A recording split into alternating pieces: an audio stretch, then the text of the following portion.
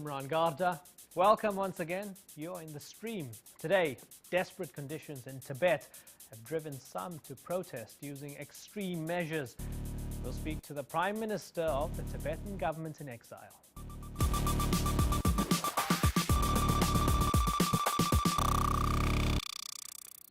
Well, joining us in the studio today is the Kalon Tripa, or Tibet's Prime Minister in exile, Lobsang Sangay.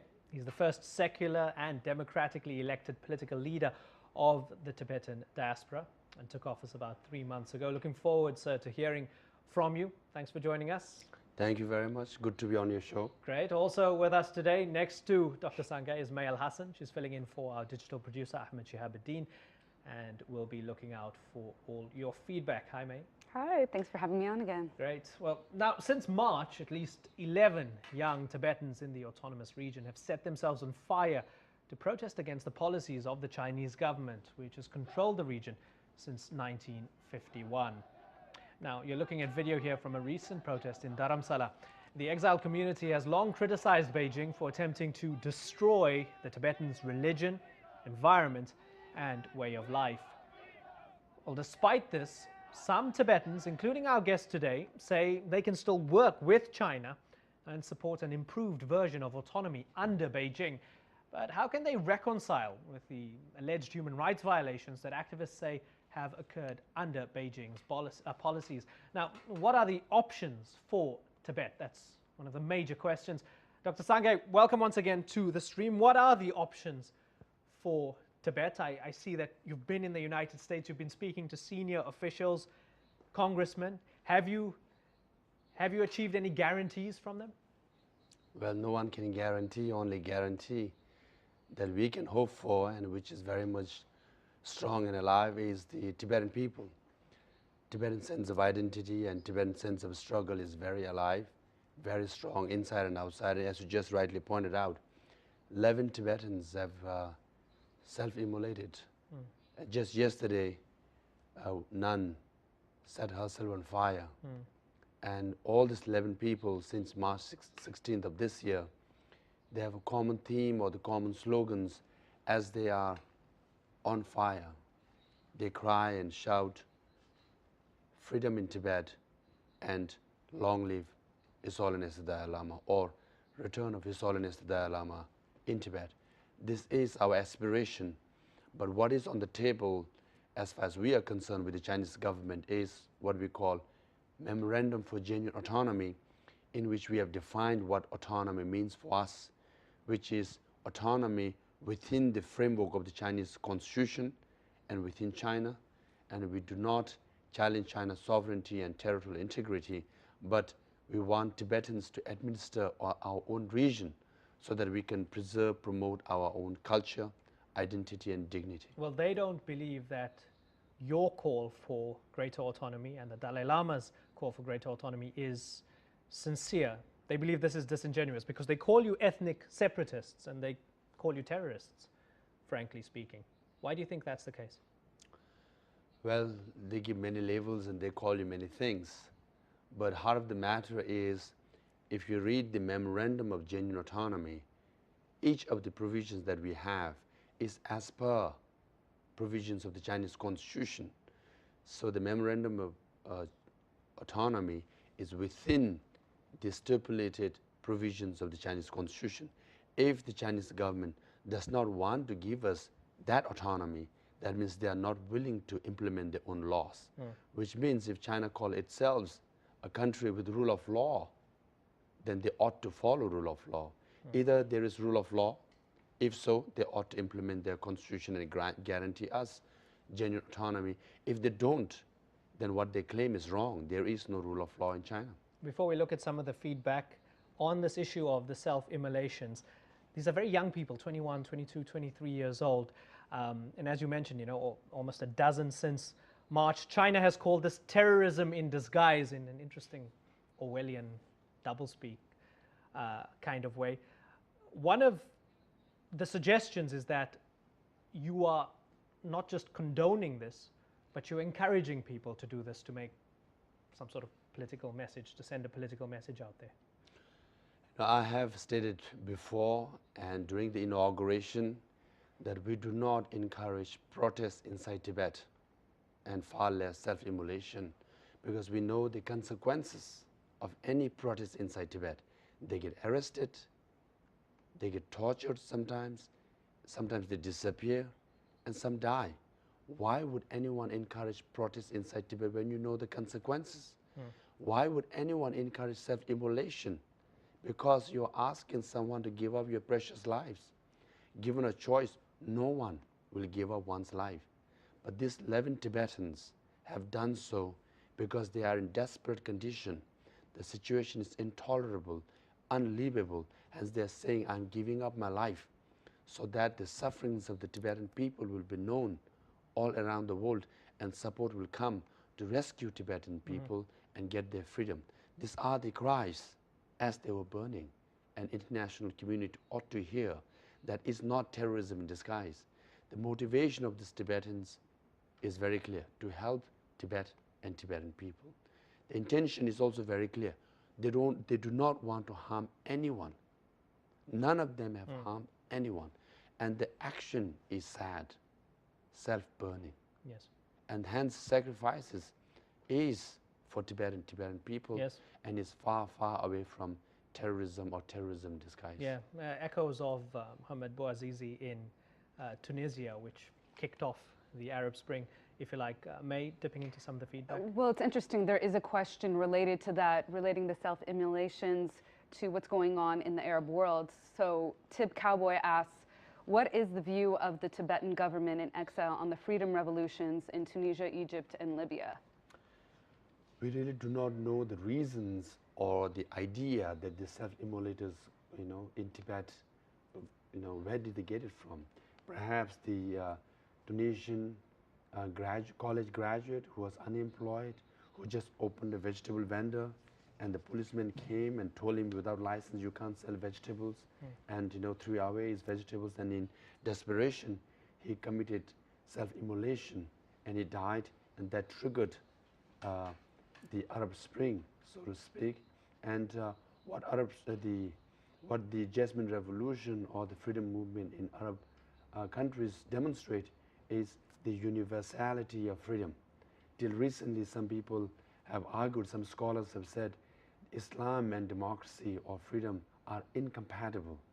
Now, from Egypt, Tunisia, to Lebanon, to in Libya, it's clearly demonstrated that freedom and Islam are compatible. Universality of freedom is well established now. Democracy is compatible with Hinduism, with Christianity, with Judaism, and with Islam and with Buddhism as well.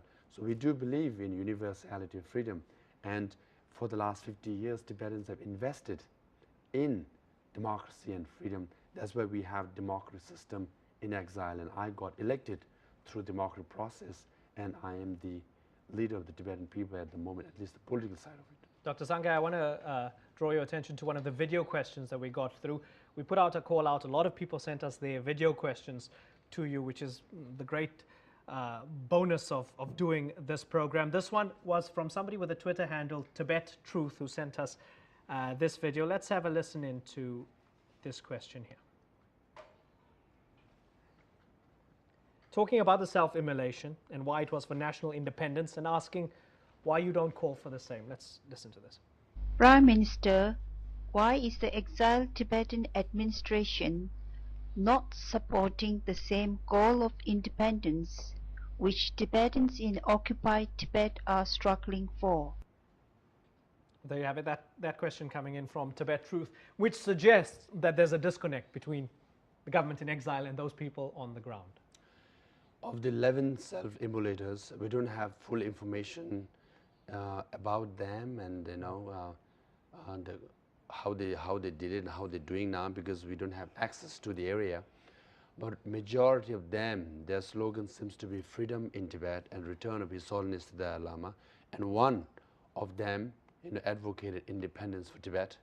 And Tibetan society, community is a democratic society. We have freedom of speech, and people are entitled to have their views. And we have in exile and in Tibet, some people have views of independence, and they're entitled to have it. And as far as the Tibetan administration is concerned, and I ran my election on the platform of middle way approach or genuine autonomy within China, and I got elected through that mandate. So I am, mandated or required to implement, the platform I ran on, and the Tibetan Parliament in exile have passed 3 resolutions.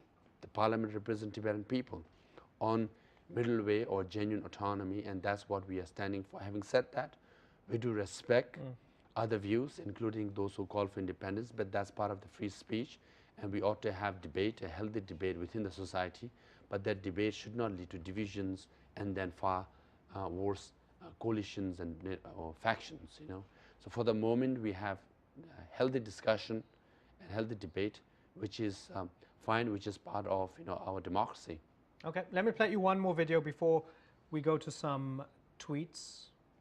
Have a listen to this one. I'm Emily Strasser in Atlanta, Georgia. Dr. Sangay, you have said that you will continue to follow the middle way approach of His Holiness the Dalai Lama.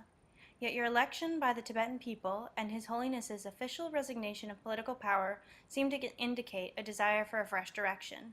Given that the middle way approach has yet to make any significant progress since it was adopted more than 20 years ago, how will you use your unprecedented role as a secular political leader of the Tibetan people to make effective changes? Interesting points there. Yes, interesting, but both the questions seems to be related. And yes, we have sent our envoys to Beijing and China to have formal dialogues with their counterpart 9 times. But unfortunately, it has not led to a breakthrough. And there's a stalemate in dialogue between the Chinese representative and our envoys. So there is a growing frustration, which is understandable. But if you look at any nonviolent movement or negotiation, it takes time. Northern Ireland took a lot of years, and Palestine and Israel is taking many more years, despite many, many rounds of dialogues and negotiation. And on our part, yeah, it is frustrating at times. It does take time. So from our side, we are willing to have negotiation with the Chinese government to solve this issue peacefully for genuine autonomy. You're talking about negotiations with the Chinese government, but just looking, I mean, in a cultural sense and looking at your history as well. This is from CCTV's website, the 60th anniversary of Tibet's peaceful liberation. It says on the website, there's this idea that there isn't actually a Tibetan problem within China. I was reading an article from the People's Daily online, Chinese state website in the English language, and everything was in quotation marks, from the middle way to Tibetan government in exile to you becoming the prime minister, even your Harvard credentials. It said something along the lines of, you studied at Harvard and it made you a law expert. So everything was in quotation marks. I wonder, is that not at the heart of this? Does it not epitomize the fact that the Chinese perception of you is of a people in quotation marks? That's true. They try to put you in boxes many times. For example, they always issue a magazine called China's Tibet. Now, I've never seen a magazine in America which says, America's Washington, D.C., or let's say, the Saudi Arabia will say Saudi Arabia's, Mecca or something like that. But that shows there's something they're hiding there. They're guilty of something. That's why they have put in quotation marks, But the truth of the matter is, when the Chinese leaders, as you're showing me the picture of current Vice President of China, Xi Jinping, when he visited Lhasa, he did it under martial law. Troops lined up in the streets of Lhasa with automatic machine guns roaming up and down the streets. And then only he gave the speech of 60th anniversary of quote-unquote peaceful liberation of Tibet. When you do it under such, military presence, it clearly demonstrates that their hardline policies is not working. Right. May? Before I go to the next question, it's interesting. I've been seeing on our Twitter feed that some people are predicting a China Spring to occur. So we shall see. But we got a question from Ben, and he asks you, where's the political linchpin on this issue? Who can move China? What kind of political will would it take? Arab Spring is known as Jasmine Revolution, and jasmine tea is very popular in China. But then the Chinese government was so nervous, they have prevented the word jasmine from any of the websites, you know. And some Tibetans, because we wear turquoise necklace, you know, turquoise is very famous. So some Tibetans call it either a turquoise revolution for Tibetans, or, you know, or some kind of maroon, because color of our monks are maroon kind of revolution. Ultimately, the pressure or power for any struggle has to come from within. For Tibetan people, Tibetan spirit, your belief in yourself, that one day you will be free, you will return to your homeland, is the most powerful foundation that any revolution Undoubtedly, undoubtedly. But on that question of political will, we know that the Dalai Lama's visit here was heavily watered down. He went through the back door during his visit with Barack Obama. He passed the garbage cans on his way out to avoid the press. His visit to Australia was watered down. South Africa didn't give the Dalai Lama a visa to visit his old friend Bishop Desmond Tutu to celebrate his birthday. The inference being that South Africa was perhaps scared at upsetting China. With all of that, given the global political atmosphere, the US economy and the global economy relying so much on China, does it not maybe dampen your expectations a bit? Not at all, for several reasons. It's a shame that the country of Nelson Mandela, which all invested in freeing, you know, and restoring democracy in South Africa, has resorted to such sad act of denying visa, you know, for His Holiness the Dalai Lama, a global statesman who advocates nonviolence and peace. And then, obviously, there is growing economy in China and growing military power, but what they lack is moral power. If they want to be superpower, they need moral power. Only moral power they can get if they respect freedom for Tibetan people. Now, world is anxious with the rise of China. We Tibetans are not, because we have lived side by side with China and Chinese for the last thousands of years. So we are genetically disposed in understanding China and dealing with China. We have seen rise and fall of China. We have invaded China before. They have invaded us. So we know how to deal with them. So we are seeing a moment of rise. But eventually we know our freedom will be restored, because why? 13th Dalai Lama, when China, again, the Chinese army invaded Tibet in 1910, and he had to flee where? To India. By 1913, Tibetans worked tirelessly, unitedly, and made possible the return of 13th Dalai Lama to Tibet. We have done it before, we are going to do it again. You do understand why many from what could be defined as the hard left or the anti-imperialist left don't rally around the Tibetan cause, do you? Well, of course, given a choice, we want, you know, all anti-imperialists or imperialists to rally around us. But they and talk support about us. They talk about the Dalai Lama's lack of democratic credentials. Tibet is a feudal society which is based on feudal serfdom. It's a theocracy, a dictatorship.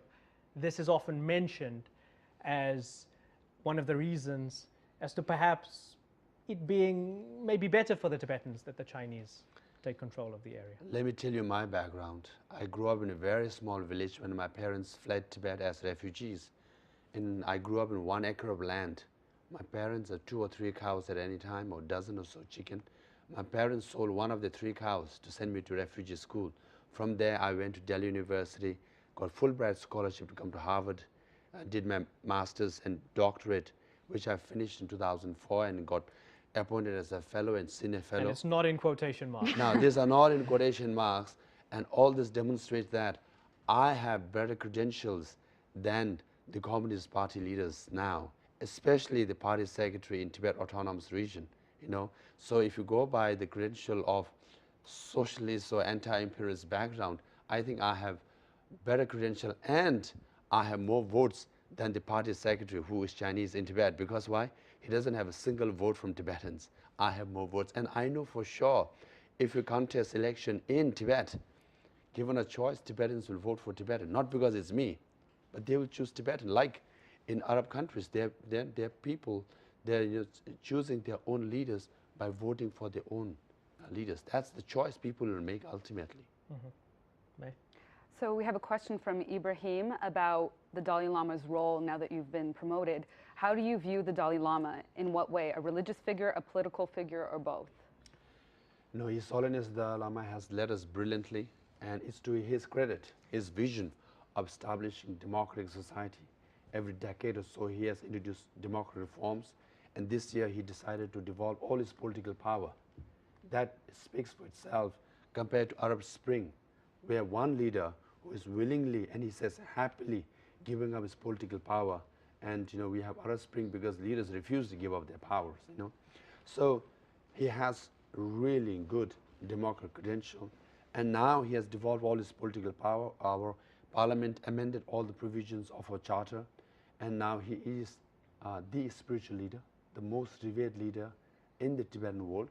But now I am the political leader of the Tibetan society, and His Holiness wants to see the Tibetan people lead their own movement, not be dependent on an individual, so that we can sustain, strengthen our movement for a prolonged period of time if necessary. Dr. Sangay, in an interesting theological subplot, I wouldn't have thought that China would get into a theological debate with the Tibetan people, but they have, because China wants to appoint its own Dalai Lama when the Dalai Lama dies, suggesting as well that they have a better interpretation of Tibetan Buddhism than you do, than the Tibetan people do, than the Dalai Lama does. What does that say to you, and what does that forthcoming battle, the Dalai Lama is mortal, what does that suggest to you? There is no forthcoming battle because battle is already won. Why? His Holiness the Dalai Lama is the ultimate authority on who the next Dalai Lama should be. On the one hand, is the Communist Party of China. They say religion is poison. They call His Holiness the Dalai Lama a devil. Then they have banned his photograph. If you're caught with one, you could go to prison. Now people are crying for the return of His Holiness the Dalai Lama. They are preventing it. And how one can believe that they have any right to appoint or select the next Dalai Lama?